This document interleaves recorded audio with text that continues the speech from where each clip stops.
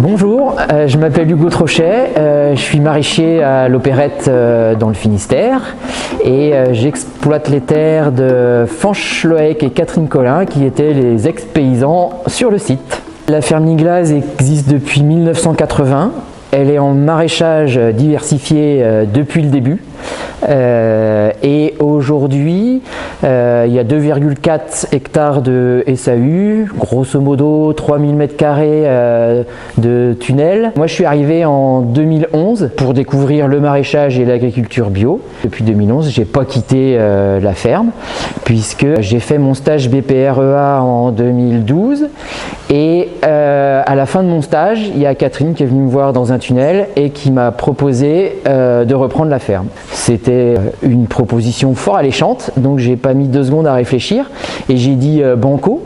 Et à partir de ce moment-là, alors on a regardé ce qu'il pouvait y avoir comme dispositif afin de pouvoir faire une passation sereine. Tout en sachant que j'avais très peu d'heures dans les pattes et dans les mains pour pouvoir être maraîcher, donc je me sentais vraiment pas de reprendre l'exploitation comme ça. Je suis allé travailler dans d'autres fermes avant pour affiner mes gestes, faire en sorte que ce soit mécanique. Et quand on s'est posé la question de comment faire avec Fanch et Catherine, bon, on avait quand même entendu parler d'un dispositif qui s'appelait le contrat de parrainage. Le conseiller, c'était Anthony Froger. Il vient sur site, il rencontre les deux parties et puis on signe un contrat. L'idée, c'était que je puisse avoir le contrat maximum, à savoir 12 mois.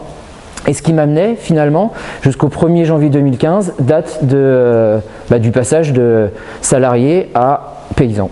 Initialement, ils devaient rester sur site. Moi, je me dis que c'était cool parce que je les avais sous la main en cas de problème technique.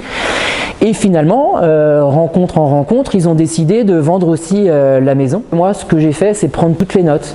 Donc à savoir les itinéraires techniques, les dates de semis, pour ce qui est de la pépinière ici, les dates de plantation quand on recevait les plants, c'était le chiffre d'affaires par marché, le nombre de clients par marché, le nombre de paniers par semaine, enfin voilà, ce qui me permettait aussi de pouvoir avoir des chiffres, des repères technico-économiques afin de faire la formation d'installation organisée par la Chambre et le GAP, quoi.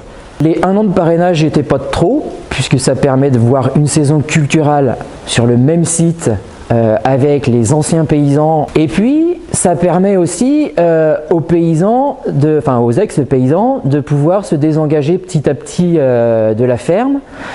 Donc moi, de prendre de plus en plus de responsabilités aussi. Les 1 an ont permis de discuter petit à petit de la reprise de la ferme. Il fallait lister tout le matériel possible. Trouver un prix en face, savoir moi ce que je reprenais et ce que je reprenais pas. Donc il y avait à la fois tout l'aspect technique, les outils, les tracteurs, les tunnels, mais il y avait aussi les aspects fonciers, voilà, qu'on a pu négocier. Et puis il y a toujours plein de détails finalement à négocier avec les précédents.